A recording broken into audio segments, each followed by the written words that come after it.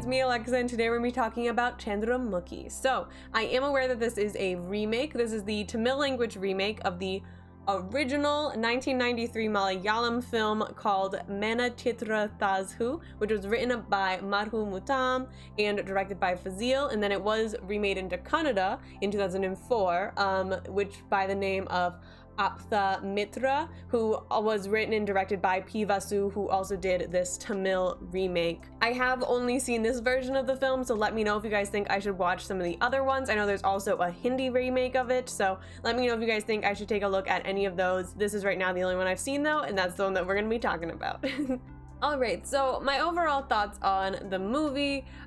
This is going to be a mostly spoiler-free review just because that's kind of what I do in case anyone's debating about watching it or not. I may go into a little bit of spoilers, but I think that everything I have to say about this movie can be said vaguely.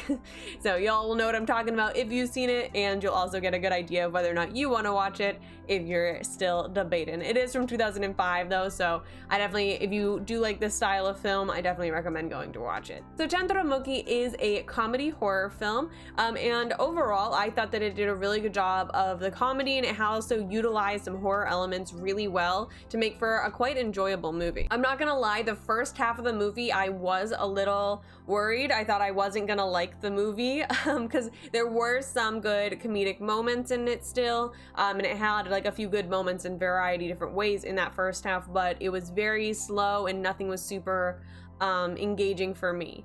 But then the second half though, I think had a really nice turnaround where it picked up the pace a lot. They had a lot of connections to the first half that made me like the first half more, and there's a lot of things like that that made me just enjoy the movie by the end of the film. So my overall opinion of it is very positive. I just wasn't a huge fan of the first half when watching it. So of course the overall story of the film is about this couple who move into a home that is haunted. And the man in the couple was supposed to marry a woman from a different family, also in the town of the house that they bought. So at the start of the film, they go to their house to explain that, hey, I got married to this woman because I love her, very sorry, no disrespect meant. And then because of that, you know, drama ensues, and the family actually ends up coming with them to the haunted house for the first bit. I know this is, from what I saw, the biggest difference from the original version to the Kannada and Tamil remake is that they played up this character of the psychiatrist who's best friends and like semi-brothers with the lead groom character, who in this film is named Senthil Nathan, and is played by Prabhu. And in this film, the psychiatrist character, who's named Saravanan, is played by none other than superstar Rajinikanth. So I see that especially being a big reason why they'd want to make him a bigger part of the movie, because he is very well known and will definitely get people into the theaters watching a movie if you put him in it. I think that everyone in the movie did a really great job. Rajni played his part very well. I really loved Rajni's character's relationship with Vadavalu's character. I thought that that was really funny, and their back and forth was really well done. Vadavalu overall added a lot of really great comedic moments to the film, and so did a lot of other actors, but I noticed he had a lot of really comedic moments that I think he did an extremely good job with, blah, blah, blah. So there's a lot of little moments like that and a lot of interactions that just made you smile and laugh, you know, getting those comedy sides of this comedy horror down packed. The actor who stole the show the most had to be Jayothika, who plays Ganga. She did an absolutely amazing job in that role. It was, the entire time her performance was spectacular, especially in those final moments with her. It was just so engaging to watch, and she just brought so much to that role, and it was extremely impressive. I see why when I was looking up the different versions, I saw that she won Best Actress in her state, as well as the characters, or the actresses who played Ganga in the Kannada and Malayalam versions. They all won Best Actress in their state in their respective years that it came out, so I thought that was pretty cool. I mean, it really says that it's a very well-written character, firstly, and then also if you put the right person into that role, it's like will make it shine even more. And I think that that is proven by them winning Best Actress awards.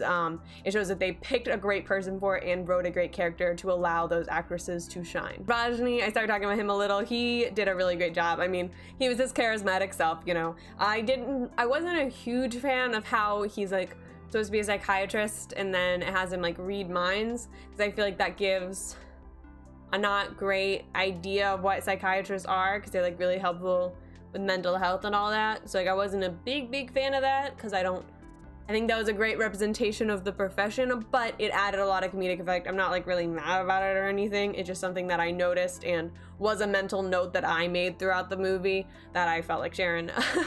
And so yeah, that was something I wasn't a big fan of, but how they utilized it and what it was done with it was very comedic and well done. I really liked his reactions. And as I was saying, like his relationship with Vadavellu, that led to a lot of great moments between them, him being able to like read the minds, and the great internal thoughts as well. Just added some really great comedic moments and well done. So I'm not upset about the fact of it, like them having the like mind reading thing in it. I'm not a big fan of the depiction of the profession. But continuing on about Rajni, I think we'll talk a little bit about the fight sequences. He of course did most of them in this, and the fight sequences were fun to watch, and there were some really great shots and like ideas in there, but they also had a lot of very obviously fake punches.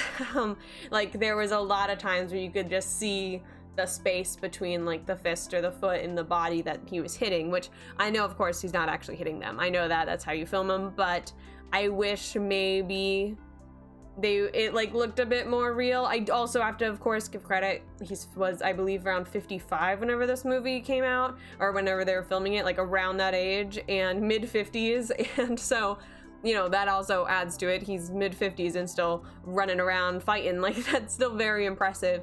But I wish maybe they got a bit more creative with the camera angles, or maybe just choreographed out the fighting a little bit differently to make it look more realistic in certain moments. And because it was a comedy horror, it wasn't as much of a problem, you know, because it's not like it's supposed to be like a high action movie. Like, that's not what the focus of the film was. So it definitely wasn't a huge problem or anything, but it's something that I noticed, and it did like kind of take me out of the film a little bit during some of those fight sequences. But the cinematography though, overall, I thought was really well done. They had some really nice shots. There was one scene that made me jump, and it was like the silliest one to have made me jump, but it just did because I so didn't expect it. It was like the sock scene, if you know what I'm talking about, if you've seen it. But for some reason that made me jump.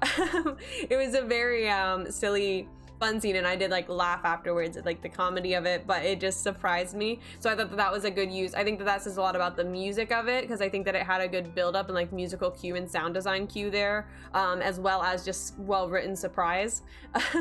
So I did enjoy that quite a bit, and there was also a few other moments. I think overall I didn't find the movie scary, I'm gonna say that, but I think that they utilized horror elements really well in the movie.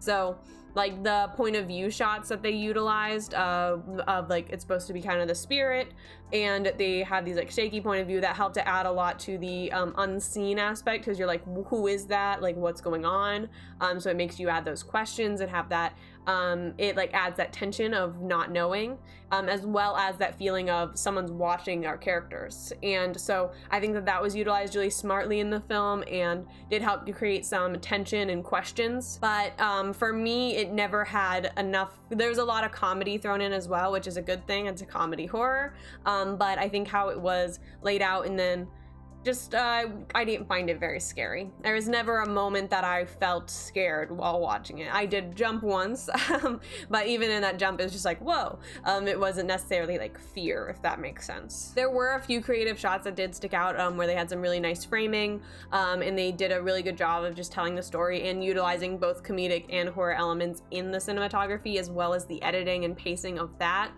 There's some really great moments that you can see that there's something going on in the background that you maybe didn't quite notice. Like so I even like a couple of scenes I went back, like I like skimmed through the movie after watching it all the way through once, and I saw there's a few times, like, because they have a few little throwbacks where like they reference earlier scenes in the second half, and once knowing that, you can see there's these great little moments where they set up the reveal near the end. So if you're really watching, you can probably guess it. Some really great moments I thought that you discovered in the second half that happened in the first that stuck out to me. I have like two that I really liked and want to quickly talk about. So spoilers, really fast, just for a few minutes. Skip to this time if you don't want spoilers, but here they are. So the first one is, of course, after supposedly Durga, played by Nayanthara, pushes the aquarium and it almost lands on Senthil, played by Prabhu. And then you have this like sequence where they're all like talking, kind of accusing Durga, and there's this moment where you see Genga, or Jayotika's character, like starting to move like she's almost gonna strangle Prabhu, but in the moment it looks like she's like lovingly touching him. But you know, like if you watch it, you can see like her acting is really great in that scene, because it almost like it looks like almost deadpan, so you like place your own emotions in it. So whenever you're watching it that first time, you think that she's just like being a soothing, worried wife, but then whenever you like rewatch it, you're like, oh, you can see the sinisterness in her eyes. So it's really well acted by her. And the other moment that I really enjoyed, and this goes on cinematography, was when she's showing Rajnikant's character the bedroom, and she's like showing the jewelry and everything. They purposefully do not show her face. And I remember thinking during that scene, I was like, why aren't they showing her face? And then to then reveal that it's because she had a crazy face, you know, she had her Chandramukhi face on, and so that's why. I thought that that was just really well done and really creative and clever way, because like it kind of makes you question it whenever it first happens. To like, why aren't we seeing her face and her reaction to the jewelry? Because she sounds so like excited and enthusiastic. But then it makes perfect sense once the reveal happens, and it's such like a subtle way to make you question something without fully like being able to guess it. So yeah, those are the two spoiler scenes. Back to regularly scheduled content. The film did a really great job of keeping me guessing throughout the movie of like what's going on, who is the bad guy, you know, etc., etc. And I did end up guessing it right at one point, but I didn't think that that was gonna be the option. They did trick me into believing it was gonna be something else, so I was still surprised at the end, you know. I was like, oh, I should have known, but it was still, they did a good job of misdirecting me to make me not sure about what's going on. So good job to them with that. Yeah, I think that overall the film did a really great job of utilizing the comedy and horror elements to create a really fun film to watch. Again, I didn't personally find it very scary, so if you're looking for something that maybe has a few of those little horror elements, maybe make you jump once or twice and feel a little tense at a few moments, but don't want like the full feeling scared effect while also having a few good laughs, then this is definitely a film that I would recommend watching. It's really fun, just like put it on for an afternoon if you want something light. I really enjoyed it, and I would definitely recommend watching it. But yeah, I did really like this movie. It's not going to make any favorites list, but I enjoyed watching it, and I'm happy that I did. I'm going to be watching another horror movie coming up soon, so stick around for a review for that, and I hope to do another one after that as well. So maybe leave some suggestions for your favorite scary movies down below that you'd like to see a review for, because I'd like to do a couple more scary movie reviews before the end of Spooktober.